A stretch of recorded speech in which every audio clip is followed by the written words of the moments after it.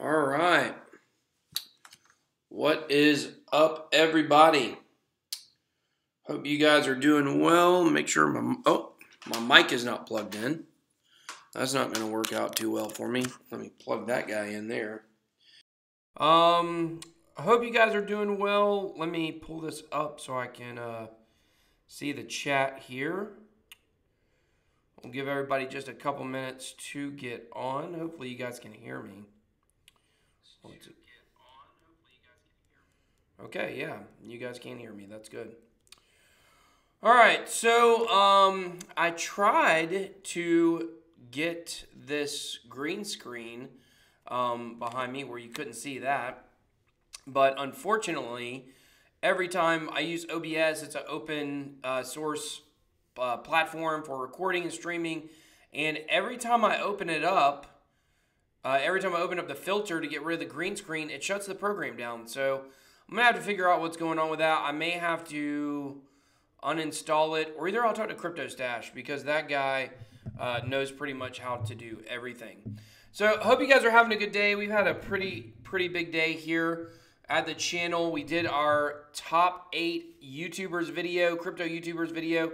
It was a lot of fun. Really had a good time with that. And, you know, I think it was really important for me to explain, you know, some of the different YouTubers that I get my information from. Hey, what's up, CryptoGora? Good to see you. But then we also had our interview today with Heidi from Boosto. And let me tell you, that was a very interesting interview, I thought. I don't know if you guys noticed, but the thanks, CryptoGora. Appreciate that. Maybe you did notice if you were watching, but that car, there was a car horn going off like for, oh my gosh, it felt like forever. You know, you just feel like you want to push through something like that, but that car horn is going off. Somebody set it off an alarm. It was absolutely insane. But we got through the interview, and it was really good, really interesting. Good to hear Heidi's points of view on being a woman CEO in the crypto space. I thought that was very interesting. And I also thought it was interesting that, what's up, Jay? Jay-Z, either way. I also thought it was really interesting that their analytics that they show at cryptoinfluence.io, and if you guys didn't join us earlier, I will pull that up real quick. Cryptoinfluence.io, that their analytics are actually much different than my analytics. And let me tell you what I'm really tempted to do at this point is go through a lot of these influencers' accounts and look at their analytics, because there are a lot of fakers out there. I'm not going to name any names, but I did actually stumble across an account that maybe some of you guys know, maybe you don't. No one I've ever been associated with or, you know, mentioned on our channel, but the dude's got, let's just say, a lot of followers. Not quite 50,000, but kind of in that 30 to 50 range. And I just realized that pretty much his entire channel is fake. It's absolutely insane. And I'm pretty good at being able to look at a channel and know by the engagement level. A good clue is when you see somebody's content and they've got, let's say they've got 10 comments and 9 of those comments are spam comments, like people dropping URLs and wanting to click on links and stuff like that. You can guarantee a lot of their engagement is fake. So that really sucks. There's a big problem in our space. I don't know really what we're going to have to do to fix it. I don't know. Maybe there isn't anything we can do to fix it. Maybe this is something that we just kind of got to ride out, you know, and see what happens in the space. So, like I said, it definitely sucks because you've got people, you have a lot of people like myself who work really hard at our channel to grow it. And then you got guys who like 90% of their channel is fake and 90% of their engagement is fake. They buy fake robots to comment on their stuff. Sometimes I found out that's a new thing. AI comments. They actually take keywords from the video information and then they somehow do a web search and pulling like sentences from other websites that have to do with the same thing and put those in the comments. So it really just kind of sucks. But, you know, I think this is a very interesting website. And like I said on the live stream, really what they're doing is they are, what's up, David? What's up, VR? Really what they're doing is they're building a directory for, and this isn't the only thing they're doing, but they're building a directory for ICO projects and cryptocurrency teams to be able to reach out to all of these different crypto influencers. I mean, look, you got them all here in one spot. I mean, this is just some of the few. There's a ton on here.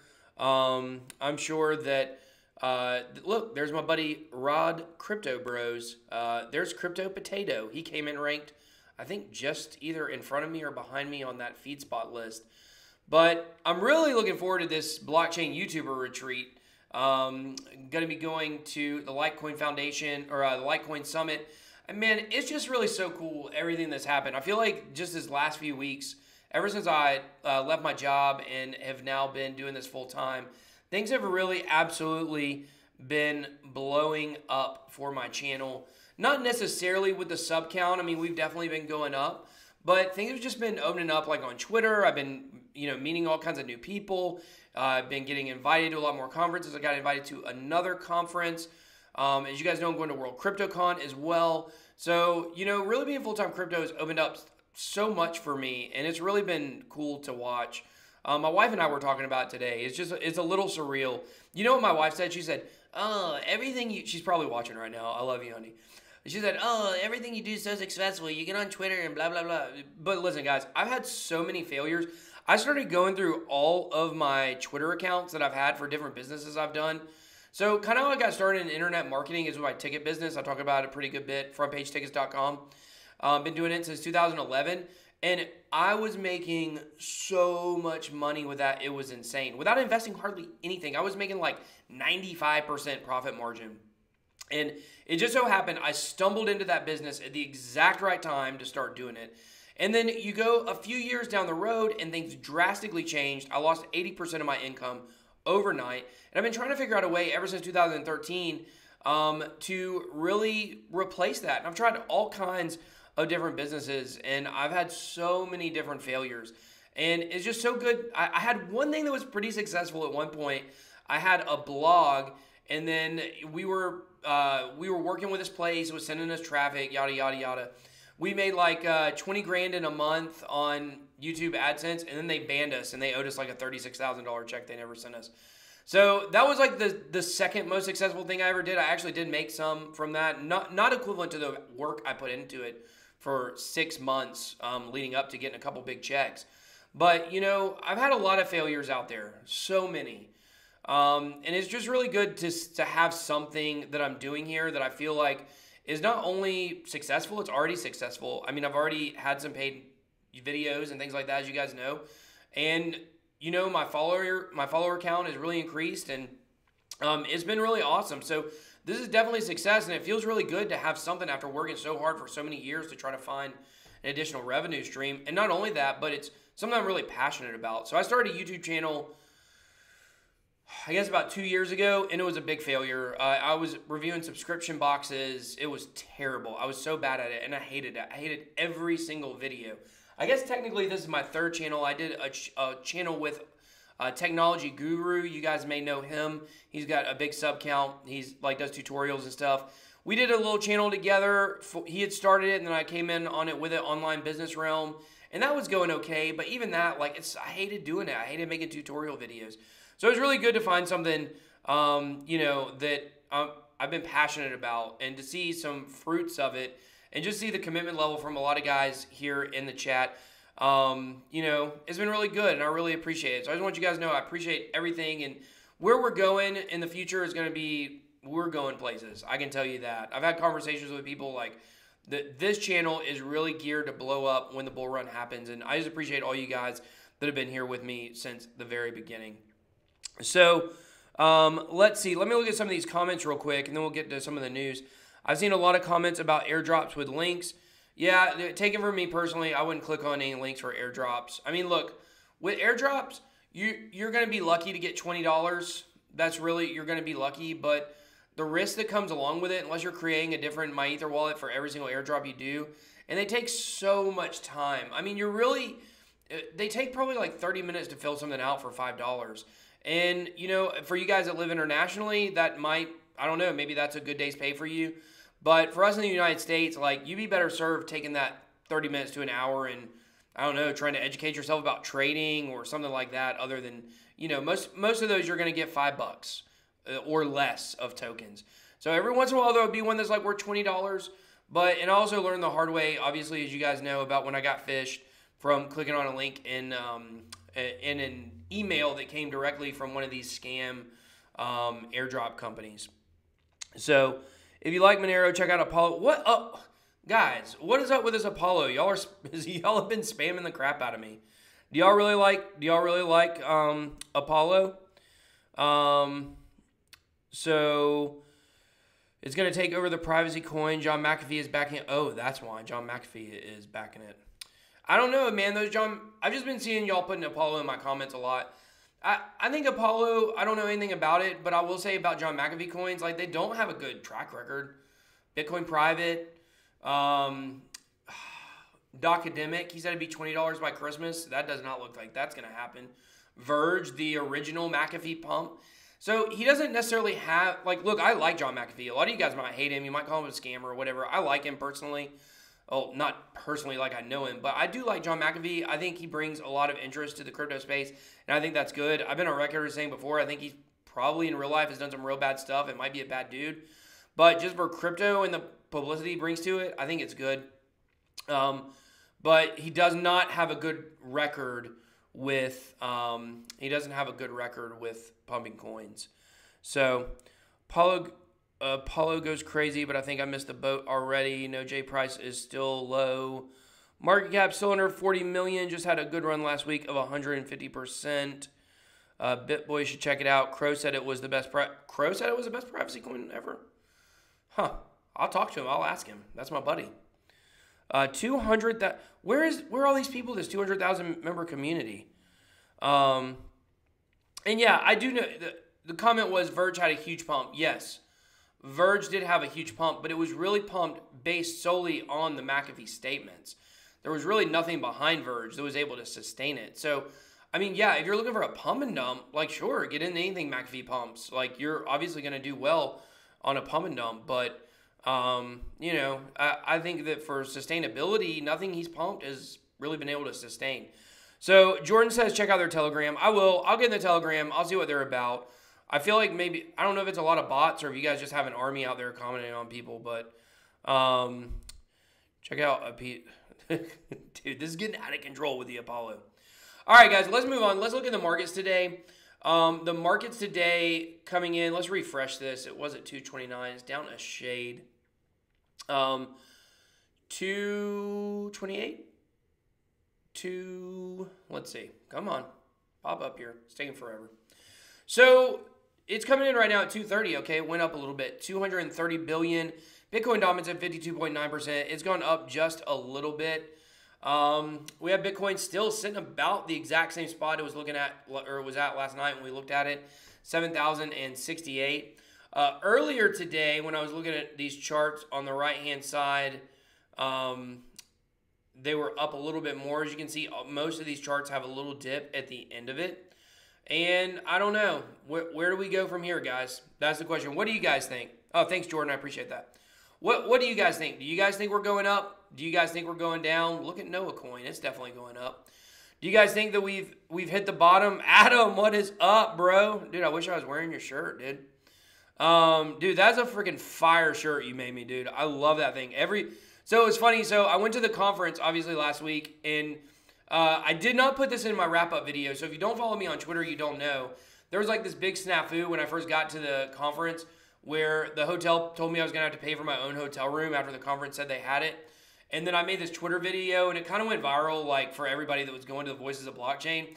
So everybody kind of already knew me. I made this joke like I was the most popular person at the conference. Not because, obviously, I have fame or clout, but because I made this video about the hotel and everybody saw it. And so then I show up wearing that shirt that Adam made me, and it was freaking sick.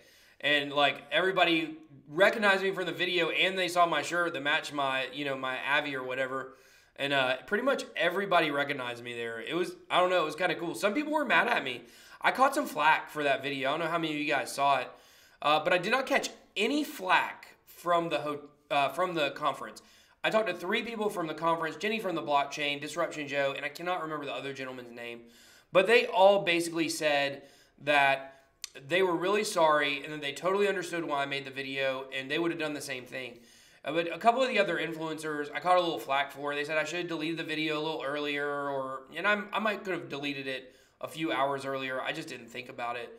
But they said I should have called the conference first. Well, I'm sitting there in front of the hotel and they're telling me that it's not going to be covered. So what else was I supposed to do? I don't know. But it all turned out okay. Hotel got covered.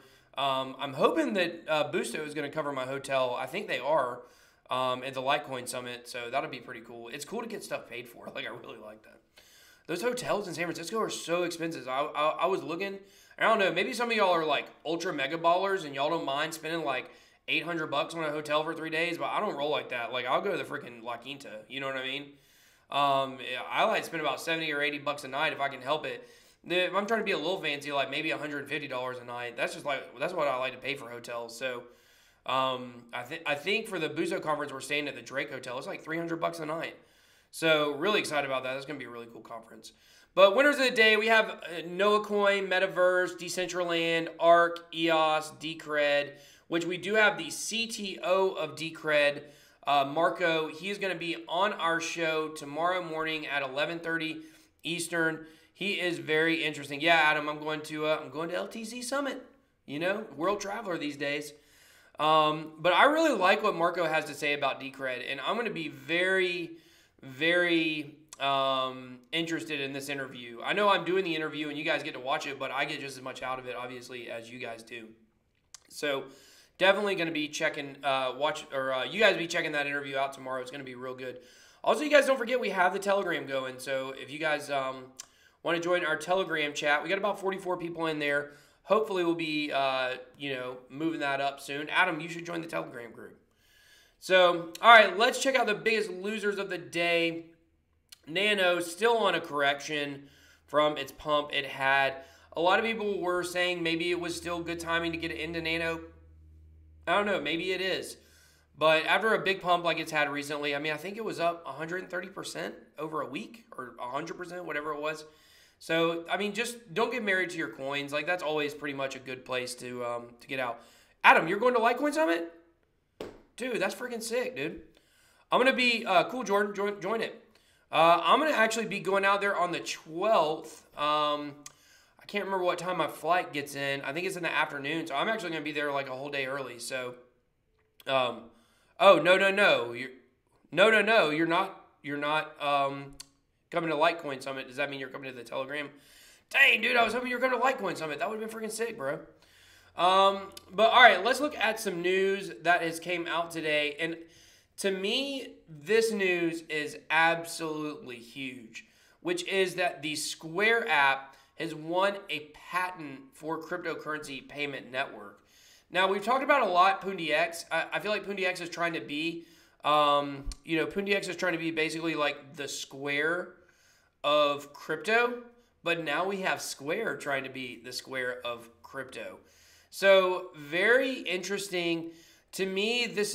I don't know. I thought maybe this could be a catalyst that could propel the markets forward because my gosh, could you imagine if Square took crypto?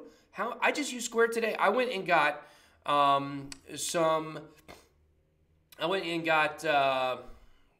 ice cream for my kids. The ice cream truck came by today. You might have seen my Insta story on Instagram when my kids eating ice cream outside because I locked them out because they were so messy. And guess what? They took the Square app. So I had to pay for the ice cream with the Square app. Now imagine if I could pay for that with Bitcoin. Of course, I want to buy some ice cream with Bitcoin. So yeah, I think so too, Jordan. I think it could hurt Poondi. But I think the one thing that Poondi has going for it is like the Asian adoption, the Eastern adoption. I don't know if they even use Square over there. Maybe they do. I'm not sure. But there's still a lot of the market that I think they can cover. But yes, I agree. That's the first thing I thought when I saw this was, ooh, this might not be good for Poondi. But PoonDX still is doing it decentralized, and I'm sure Square is doing it in a centralized manner. So they would still have that. They would still have that going. Plus, MoonDX has the ATM terminals and things like that. So they have some other things. But I did think that this could possibly hurt. But could you just imagine anywhere you go, you're able to spend crypto? And that brings up a big conversation, which is, and this is something I've been talking about a lot lately, I feel like, not just on my channel, but with people I know, is that we really have to get to a point where we have a good way to spend crypto because we don't have a good one. So what is everyone doing? They're hodling. They're hodling their coins. What's up, unsophisticated crypto investor? What's up? Hey. But, we've got no way to really spend our crypto in a good way. And so everyone is hodling. Now, so imagine this. Imagine there were 100 bars of gold. Like that was it in the whole world. There were 100 bars of gold. And there were, let's just say 5,000 people on the planet. There were 100 bars of gold. 100 people out of those 5,000 had those bars of gold. The other 4,900 people wanted the bars of gold, but the 100 people would never, ever, ever trade anything for that gold. All they did was hodl it. What's going to happen? That's not currency. Nobody can use that as value. You can't share that with other people, or you could, but if you're not willing to, you can't share the value of it. So that's kind of what I think where we are with crypto, which is everybody is hodling, but we need people to spend. But yet, is it catch-22 because we don't have a great way to spend? Some people use BitPay. I can't remember what the complaint about BitPay was, but I know Monaco is coming out with a card or may already have it. But we've yet to get that one magic bullet, as I've called it, to be able to spend crypto because we can't all just be hodling our bags, guys. If that's all we're doing, then we're never going to get adoption. We're never going to get mainstream. And yeah, probably price will go up at some point regardless, but we're going to be limited. So what we need is we need a way to spend it, and then we need to have our investment bags, and then we need to have a portion of our paycheck or however you receive income that every single week or pay period, you take a portion of that, you put it into crypto, and then you spend that crypto. That is the way that we should be working this, but it's not really possible yet unless you want to use BitPay. So I think that's something definitely huge. What is up, Crypto Kid? How are you doing, bud? Listening while driving. Oh, you got a church event. That's good, man. That's real good. Much love to my squad. Well, we certainly love you, man. Good to see you. That's Jeremiah 29:11 for y'all that didn't know. BitPay, you got a Bitcoin to you got to buy Bitcoin to use it. Can't transfer to it. So you basically have to load it. You have to buy it and load it when you purchase it. You can't transfer anything. That kind of sucks. So we need to use Bitcoin MasterCard, and that works everywhere MasterCard is accepted. Okay, so here's another layer to this problem, which is what Bakkt is trying to do, along with probably that Bitcoin MasterCard. I don't specifically know for 100%, but also BitPay, is that you're not actually spending your crypto. Yes, your crypto is coming out of your account, but somehow they're taking that, and when the transaction happens, they're turning it into fiat for whatever business to receive fiat. They're not actually receiving your crypto. So in that way, are we really even spending it? If basically what a card is doing is when you go to purchase something, you can think of like Coinbase. At Coinbase, you can buy or you can sell, right? These cards are kind of working in a similar way so that when you go to spend your crypto, they're basically selling your crypto to someone else for fiat, and then that fiat is going to the place of business. So that's why I say we're really in a catch-22. We don't have the magic bullet, and I don't know if even Bakkt is going to be the thing that we're looking for. A lot of places are really scared of the volatility of cryptocurrency, guys. That's just the truth of it. And so I don't know. Maybe we can have some kind of stable coin that we could use. I'm not really sure what it is. I think we're probably a couple years away from really having this solved. But I do think that the good thing about using something like BitPay or the Bitcoin MasterCard is that, or even Bakkt when we start to use it, is that when you use it, even though you might not be actually transferring the value of your cryptocurrency to someone else, the person who's taking your card is seeing it, right? They take that card, it says Bitcoin on it, or BitPay, and it's got a big Bitcoin logo, and they say, huh, what is this? I didn't know you could pay with this. And it could be a good conversation starter. So that's another thing we definitely have to do is, have conversations with people and let them know about crypto. Okay, let's see. BitPay has so many fees plus recurring fees, not worth it. Yeah, I think, wasn't it like you had to pay an extra $10 for the card? Something like that. Substratum has a product called CryptoPay. I'll have to look into that. Coinbase card ain't bad, but you got to pay $20 to get the card. That's what I'm saying. Like, once again, like, we're in this world of decentralization where we're trying to fight against the big corporations and the current economic system, and these places are charging you $20 for a card. So I understand maybe a small transaction fee on the card, but then to pay, $10, $20, $25 just for the physical card, like, that sounds like totally against everything that we're kind of standing for, doesn't it? So anyways, but I think that's big news, regardless, them getting a patent. Who knows? Maybe the Square patent is what we're looking for. Maybe that is it. So I thought this was very interesting. Monero is the sort of coin Satoshi visualized. Monero 5%, Monero news price, or it was up 5%, was the price analysis. But, there was a quote from this article basically saying that what did Satoshi originally intend for cryptocurrency? Well, obviously, he intended for something that couldn't be tracked, right? And privacy and security. And there's an aspect of where we're at in crypto right now that is not Satoshi's vision. I'm not saying Bitcoin Cash is a real Bitcoin by any stretch of the imagination. But Monero, I really like this. I think it's true. Monero really does stand out as a coin that lines up with what Satoshi wanted. Peer-to-peer transactions that aren't trackable, that go on a immutable ledger. It sounds very similar. And I know a lot of devs that I've talked to over the last week from conferences and things like that, they actually say Monero is one of the strongest coins in the top 15. Where's it coming in at now? Excuse me. It was top 10 there for a minute. You guys like Arby's? I hit that up. But I sent my wife today to go get my Arby's, or she just got that for me. And the thing about Arby's is that, which, by the way, do you know that RB stands for roast beef? Roast beefs?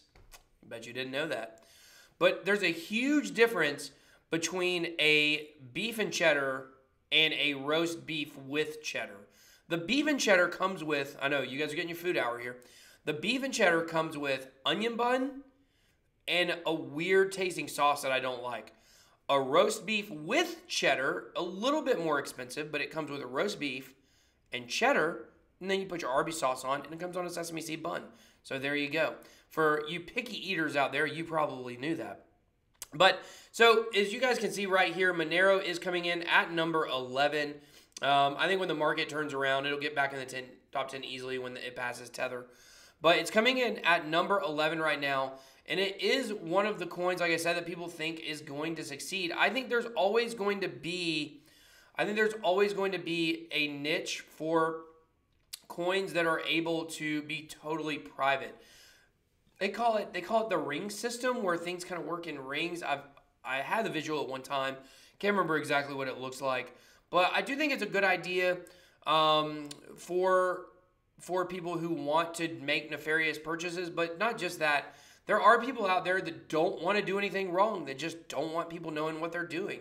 So that's where Monero really fits into where Bitcoin is lacking. They can actually trace Bitcoin. They can do it by IP addresses.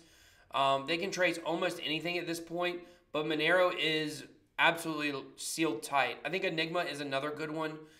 Really, a lot of the privacy coins have a lot of good benefits to them. Dash, the private send, isn't exactly locked down. So for pure privacy, Monero is better.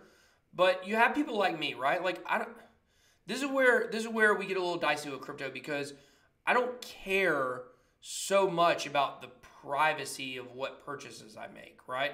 I'm not buying anything I shouldn't buy. On one hand, it's like, I understand that it's kind of like this. When 9/11 happened in the United States, we had the Patriot Act after that. And the Patriot Act basically allowed the CIA to spy on whoever they wanted to spy on. And back then, I was 18 years old when that happened. I was like, well, actually, back then I was probably doing a lot of stuff I shouldn't have been doing. But stuff that I really didn't ever think that the CIA would care about, you know? And so it's like, who cares about the Patriot Act? Who cares that they can spy on us because I'm not doing anything wrong?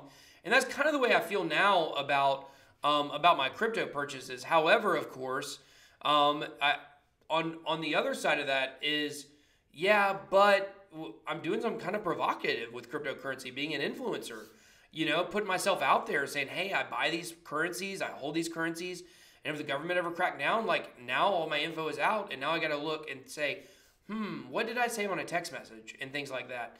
So it's kind of this Pandora's box that's really, it's like once you open it, you can't close it back.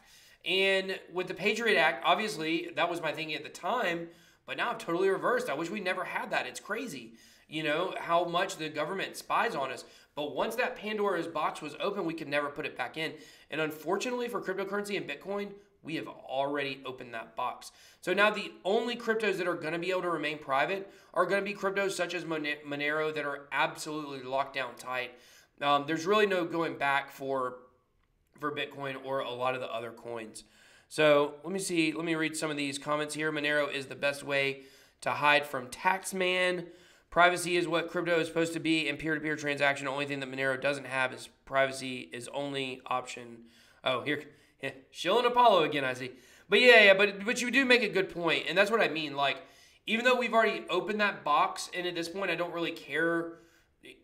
That's not my biggest concern in cryptocurrency is privacy because of the way that I'm making purchases right now. But of course, down the road, maybe I would change that.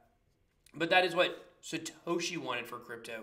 So in that way, something like Monero or a privacy coin, I believe it really does line up more with what Satoshi wanted. So can Bitcoin be traced? Well, let me read up here.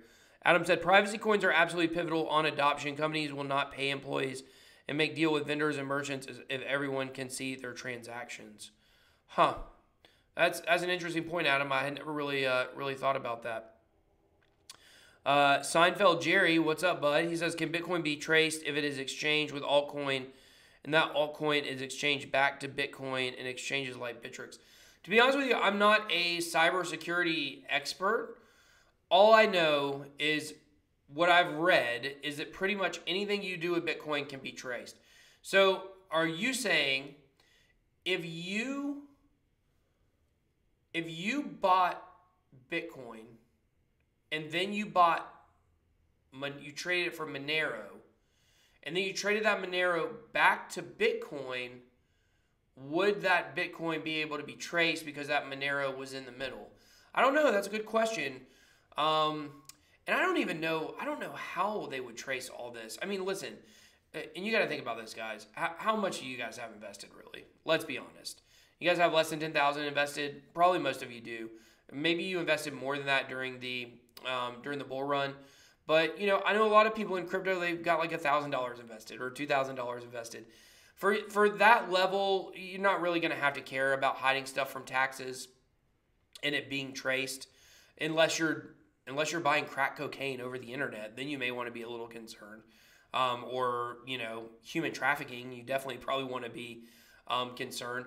But for most of us, the government is not going to go, for most people, the government is not going to go, you know, through all this data and put all this money into cybersecurity and white hat hacking to find out, you know, how you bought your $3,000 worth of Bitcoin. They're just not going to do it.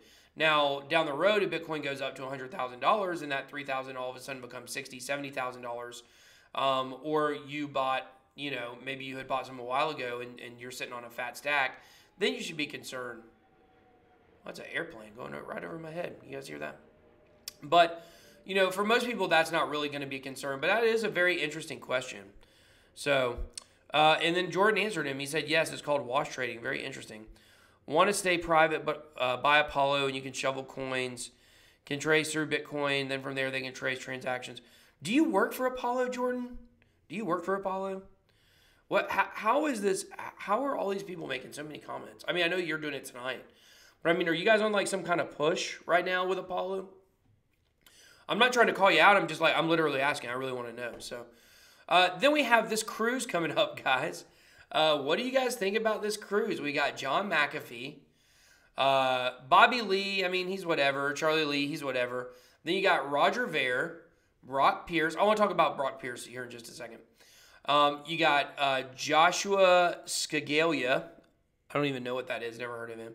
Jimmy Song, Giacomo Zucco, who I also don't know, Tone Vase, and Leah Wald. So it looks like a very interesting cruise to go on, hang out with some of these people. It is, I guess that's Mediterranean, a Mediterranean cruise there. I guess that's what you would call that. I guess that's the Mediterranean. That's what Italy sticks out into. I think so. Maybe not. It's close enough. But they're calling it the blockchain cruise. I want to talk about Brock Pierce for just a minute because I have gotten some information about Brock Pierce, or I've been told some things about Brock Pierce, and I want to set the record straight on it because I think it's important. There's a lot of misinformation out there. So I was told, and I actually remember hearing about this somewhere, that Brock Pierce was a convicted sex offender. That is actually not true. Brock Pierce is not a convicted sex offender. So there was supposedly, or there was a man who was running basically kind of like a child star YouTube back in the early 2000s. I can't remember what it was called. And it was called, actually I do, it was called Den, D-E-N. Oh my gosh, that sounds so child pornish, Den. But he was running this company, and basically there were a lot of allegations that he was basically using that as child pornography / molestation ring. And Brock Pierce was, I believe, the vice president of that company. So to my knowledge, I could not actually find any direct allegations against Brock Pierce other than he was just associated with this ring because he worked for this company. So I do know there's, to me personally, like there is some other sketchy stuff with some companies that he's been involved in, including Bittrex, which I can't remember the original name of it, but he was actually helped start that company, I believe, or was an advisor on it, whatever it was. But, you know, you just got to be careful because I was talking to somebody and said, oh, he's a convicted sex offender. He's not. I just heard that from somebody, and I thought it was true. I'd heard some rumors, but it just shows, like, you know, when you're looking at some of these people in the crypto space, you really gotta do your own research. It's not just for projects. So, let me see here what Jerry said. Basically, government won't care about my $1,000 Bitcoin till I trade it, till I become a millionaire, and then they come knock my door for taxes. Yeah, absolutely true. I believe that. You're fine until you have a lot of money, and then when you have a lot of money, you would have enough to, you know, withstand it. So, Jordan says, just a strong community, but I am a volunteer Apollo Telegram admin. I watch all your videos talking about Apollo in this because this video is focused on privacy coins. Okay, cool. I'm going to come join your Telegram. I'll see what's up in there. But that's cool. Have not heard any YouTubers talk about a project called Amon. It's a debit card. Can you shout out if you have even heard of this project? Would appreciate feedback. No, I have not heard of that project. I mean, here's the thing, guys. I wish you understood how many emails I get from projects wanting me to talk, you know, wanting me to do paid reviews for them for all these ICOs. 5,000 different projects may be an understatement. There may be many, many, many more than that. I don't know what the total number is. Obviously, there's about 1,800 on CoinMarketCap.com. Let's see, what is it exactly today? 1,900. Wow, it's gone up a little bit. So, you know, I don't know. I don't know how many there are out there, but there's so many.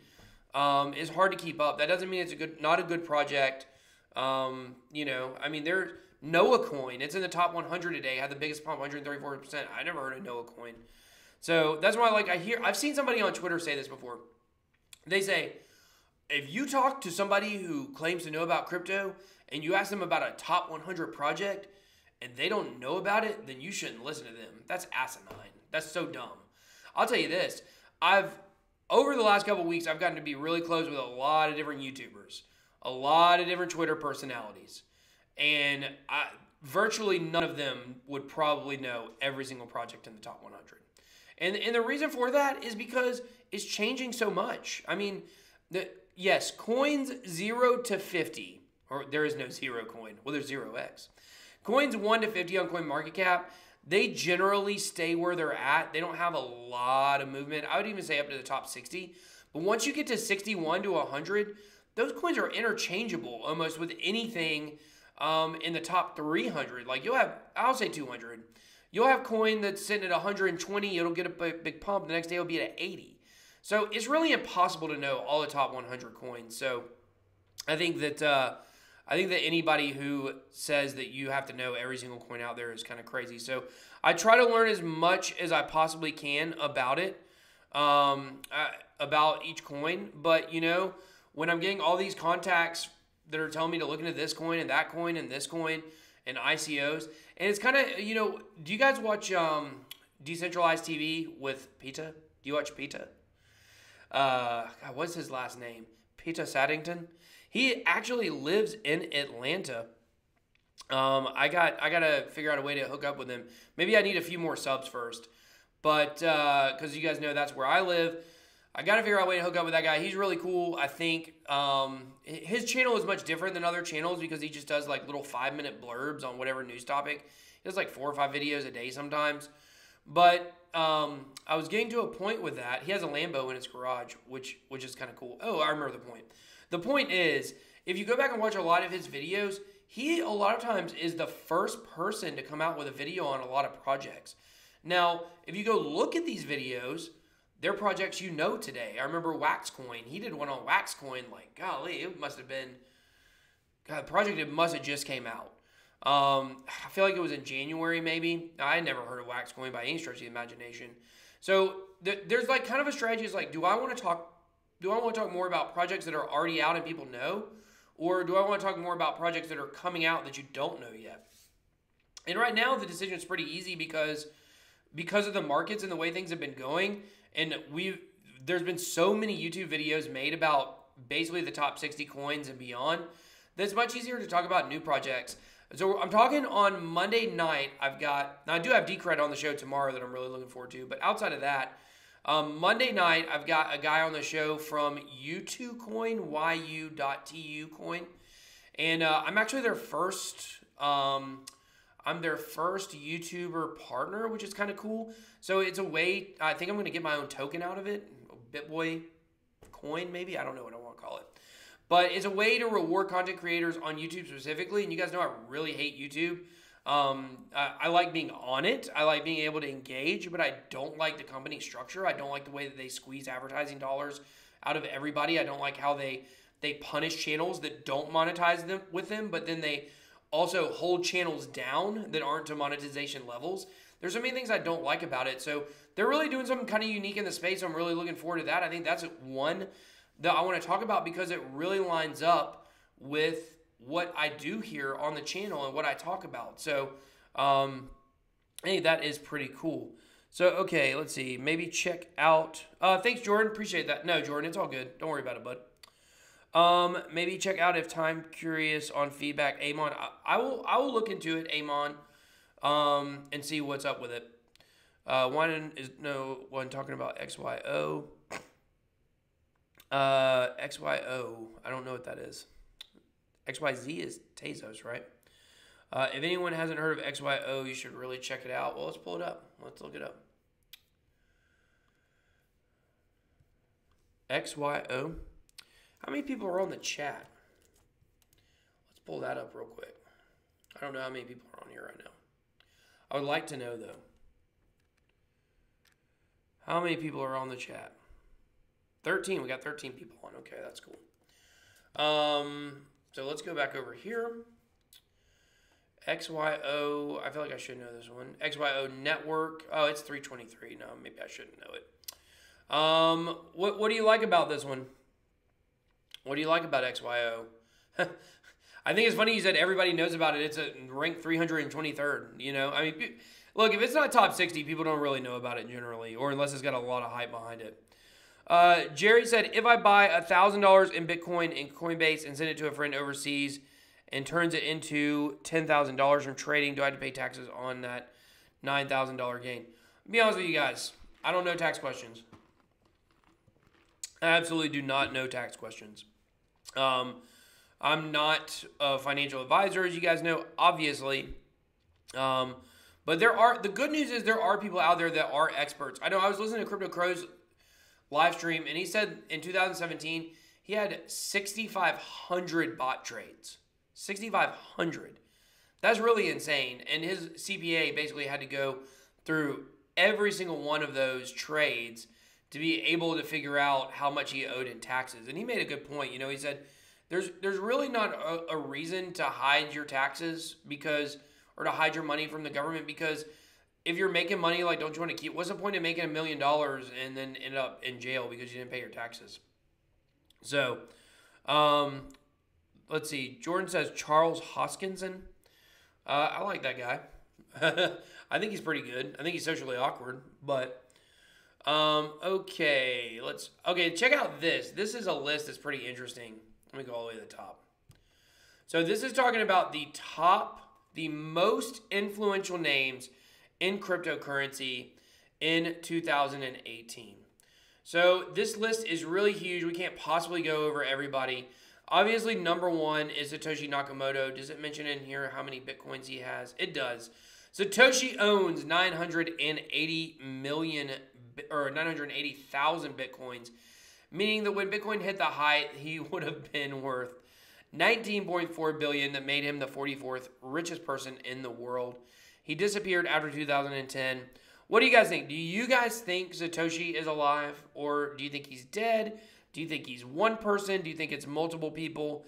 My honest opinion of it is that the true Satoshi was Hal Finney. I do believe, I have a pretty unpopular opinion about this. A lot of people give me some flack on this one.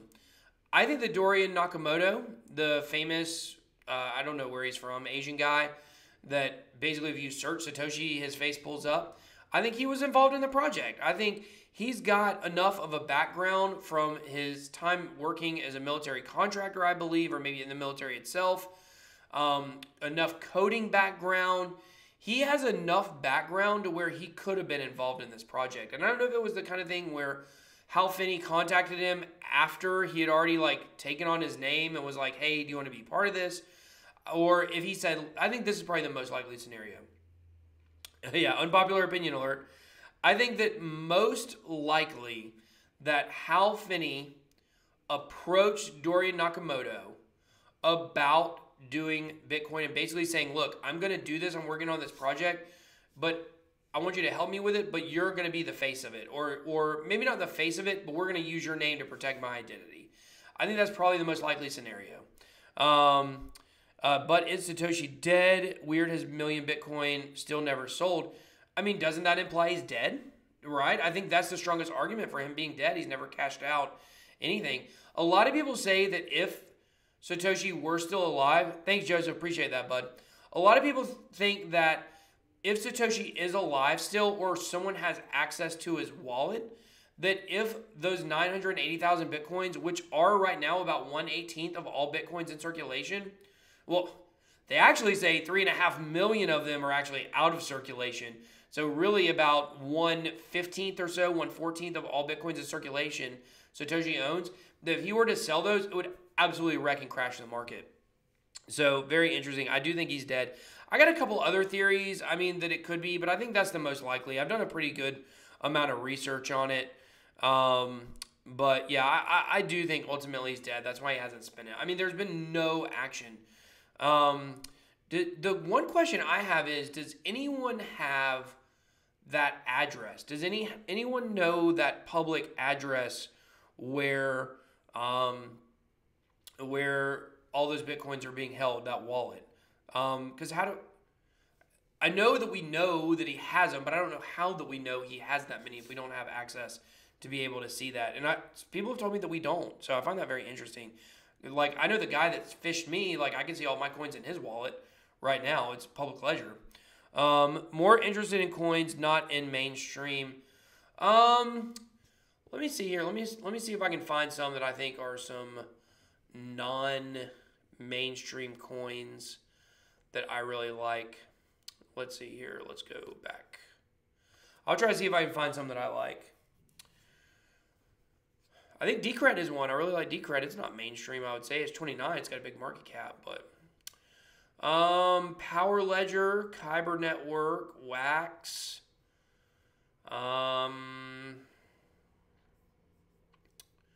Let's see here. Let me go to the next. I mean, that you're probably not. Oh, Funfair. I love Funfair. I'm trying to get them on the show. I love Funfair. Funfair is a great coin. I think it's going to be really, really, really awesome. Ah, that is not what I wanted to do. My computer is acting kind of laggy, so sorry about that, guys. I want to go to page number 2 here. Yeah. So, Joseph, watch tomorrow morning. We've got Marco, the CTO, on our show. So, really excited about that. I'll go ahead and tell you, like, the thing I'm the most interested in with Decred to really hear a little bit more about, because when I was talking to Marco, like, we were in a bar and it was real loud, and we tried to go out in the foyer and talk, and they made us go back in. It was a long story, but we were talking about how, you know, my biggest concern for the future of the cryptocurrency is the breaking of the privacy, where it's not necessarily quantum computers that have to break them, but when hackers are able to get good enough where they can and the way Marco described it was when they're able, like, if the problem is this big solving and it's unmanageable, if somehow they can just break that down 50% to where they only have to solve the problem, 50% of, if they only have to solve 50% of the problem instead of 100%, then it becomes manageable. And that's something that I'm definitely very, very interested in, because I'm scared what that's going to look like for crypto. Technology is moving so fast at such an exponential rate that it's not going to be long before that's able to happen, maybe in 20 years. And if we're talking about adoption is still 4 or 5 years away, then that's only like 15 years for Bitcoin to really be the one world currency, which Marco says he doesn't believe will happen. But of course, he is the CTO of a store of value coin, so I think he would need to think that if he wanted to, do his job to the best. But he said that the reason why Bitcoin could never become the world currency, but that Decred could, is because Decred has a change mechanism built in, so that basically if there were some kind of, if protection on private keys were to get broken and people were able to figure out how to hack them, because that would make news. Like, that would be a big deal. It's not like someone would just do it one time. After it got done a couple of times, people would know that the private keys are not secure anymore. That Decred within a few hours could totally change their consensus algorithm by community voting to be able to change to something more secure. And basically they'll have that ability to change on the fly and to kind of mutate, whereas something like Bitcoin, it would take forever to change. So very interested. Adam, you never heard of Funfair? Holy crap, dude. Get on it, man. Funfair is awesome. I love that, man. Yeah, hey, the reviewer 85 says thumbs up, guys. Yeah, you guys go ahead and hit that like button for me if you guys don't mind it. Would appreciate it if you guys are on the chat. Just hit it. Just takes a second. I always hit my own like button. Is that cheating? I don't know. I'm not going to hit the dislike button. Funfair is really good. I really like it. So, Crypto Stalker, what's up, bud? Good to see you. Crazy to think Satoshi might have intentionally burned those tokens before burning token was even a thing. I like how you said thing. I like that. Yeah, I don't know. Could he have done that? Possibly. I mean, really all he has to do is just lose access to the private key and no one would be able to get in there. So you haven't heard of Decred either. We did a review on Decred. It is actually number 29, so it's a top 30 project. We did a review on it a couple months ago. They got a really sweet blue jacket I'm trying to get them to give me. So I'm going to shill the crap out of it until they give me that jacket. It's like really sweet. You got to see it. But no, in all seriousness, I did say when I did the review, excuse me, when I did the review, the one thing I said, the challenge is how are they going to separate themselves as a store of value coin? And I feel like just in talking to Marco, he was able to give me that answer. So I thought that was pretty cool. Yeah, Funfair is a casino coin. Apollo is a coin. Won't find market cap on CMC. Have to go to Paprika or Livecoin.